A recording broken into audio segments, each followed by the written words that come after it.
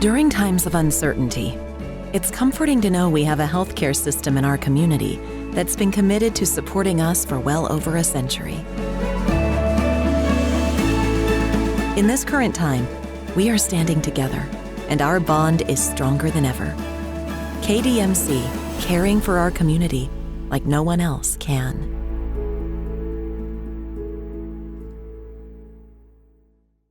Kermit, it sounds like you don't know a lot about Dessou's injury, or you think that you haven't ruled him out completely.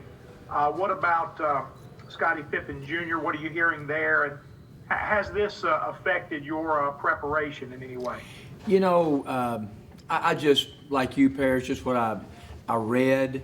You know, I think that Jerry maybe made a statement that Dessou was having maybe a procedure today. That's all. I hope I'm not talking out of turn at all.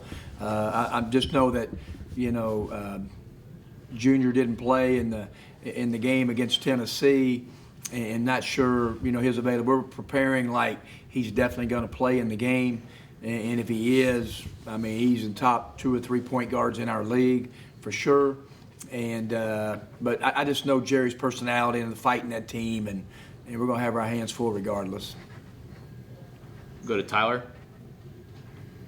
Kermit, what does Vanderbilt do that poses a challenge against the team's defense? You know, well, I think they run really good offense. I mean, they spread you out.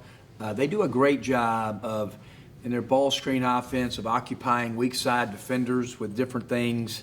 They've got great spacing.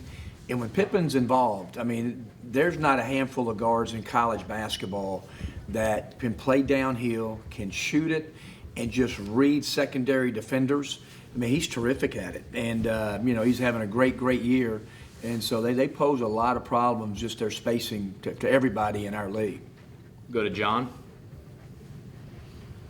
Kermit, I mean, obviously you guys, ESPN just projected you guys as one of the bubble teams right on the cusp of getting into the tournament. What have your conversations with your players been like about that topic? Has it been brought up a lot, and kind of how are you kind of handling like being so close in these last games even mattering that much more? Yeah, you know, I've said it before, is that, you know, our guys read, they see Joe Lenardi, they're Jerry Palm, they can follow the net, they can follow the BPI, and we can give you our stats and all that kind of stuff. But I really kind of says that guys going to the Missouri game, I consider this postseason. We're in postseason right now.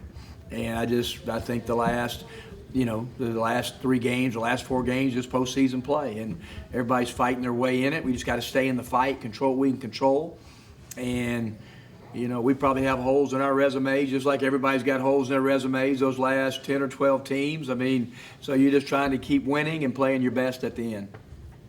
Do you have like a rough estimate, you think, of what you guys will need to do to get in, or not really? I mean, what do you kind of think like you need to do? You know, our first year when we went, they really thought the magic number was 10-8. Now, we'd beaten Baylor in the non-conference. We didn't get that opportunity this year, you know, because the Cayman Islands tournament with some really good teams, Memphis game got canceled, so we didn't have as a lot of opportunities as we normally do. So I really don't know with COVID. I just don't know. I mean, is it 11-7? Is it 10-8? You know, you just don't know. We just got to just try to win, and then I think, you know, the conference tournament's going to be huge for a lot of those 10 or 11 teams, you know, trying to make runs in that tournament, and I think we're all kind of in the same boat. But it's good. But it's good to be mentioned, you know, right there. I mean, everybody's playing for something, and so that's fun. That's what we're all doing it for. Ben, go ahead. Kermit, we seemingly talk regularly about Devontae and Jarkel and Melo, guys like that, but what do Luis and KJ, especially the last couple of weeks, what do they do not only defensively but just in areas that maybe not show up in the box score that have really helped this team to win 5 or 6? Yeah, I mean, in the SEC, Ben, Luis Rodriguez is one of the most unsung guys in our league. I mean, he could easily be the best defender, perimeter defender in our league. He may not show up with all the steals and blocks, but he's got a great presence. He's just one of those guys that, you know, when he's off the floor, you just feel it. KJ Buffin, over the last 2 weeks, when he got his first start in some time and he earned it, he's just playing kind of how we think KJ should play. And I think, both those guys will be just critical for us going down the stretch. Go to Jerry. Yeah, Kermit, I wondered how, I guess it's obvious, but how important is Devontae Shuler to what you guys get done? Yeah, when it's just Jerry's he's really had a great senior year, and it's guy's been around here for 4 years, 3 years for me, 1 year with AK. How he's gotten better. The first year he was kind of the third option with Terrence Davis, who's a pro, and Brian Tyree's doing a great start in the G League. Then last year's kind of secondary, with Brian, and now it's his team. And Jerry, it's really, really important, that he's trying desperately to get our team into postseason play his senior year because he feels like it's his team. And I do. I think he kind of had a little blip against Mississippi State one of those nights, shot the same balls, didn't go in. But really over the last probably 5 weeks, Jerry, he's playing as good as any guard in our league. And I also wanted to ask you about the playing a zone defense and half-court trapping and that sort of thing. What is that a product of? How is that? It seems synonymous with you. Well, Jerry, I did it, probably started, I think it was 2011 was the first time we did it at Middle Tennessee.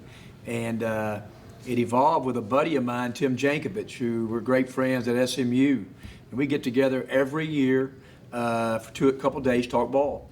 And we're sitting, I think we were in Indianapolis 1 year before the season started. A couple days just, toss around ideas. And at the end of the trip, we started talking about zone. He goes, you may look at this, this, and this. And kind of gave me the schematics. And I always tell him, Jerry, he was too chicken to run it. And I think my team was so bad defensively that I just said, I'm going to try it. And it just stuck. And then from there, it's kind of evolved, and the whole thing. And it's kind of become a thing that our guys really, really believe in. And it's helped us. It helps through the years. And probably the last thing I'll say about it, Jerry, at Middle, it probably helped us really escalate us to be able to beat some Power 5 teams that maybe we normally couldn't have because it was just different, at the time. It's caught on. A lot of teams are running it right now, so, but it's been good for us. Thanks. Go back to Ben. Kermit, after the day off on Sunday, you mentioned how the edge came back against Missouri. As that desperation, that edge, chasing the bubble, have you seen that return this week in practices? Yeah, we took off Wednesday, and then yesterday we went for about an hour and 5 minutes. Today we're not going to do hardly any contact. That's just kind of where we are. I think our guys there's a live gym yesterday. I sure hope it's a live gym here in about 15 or 20 minutes, preparing for Vanderbilt. And because you're right, I mean, we're desperate teams and, trying to control the practices and the games. And hopefully our guys will come out with great juice tomorrow.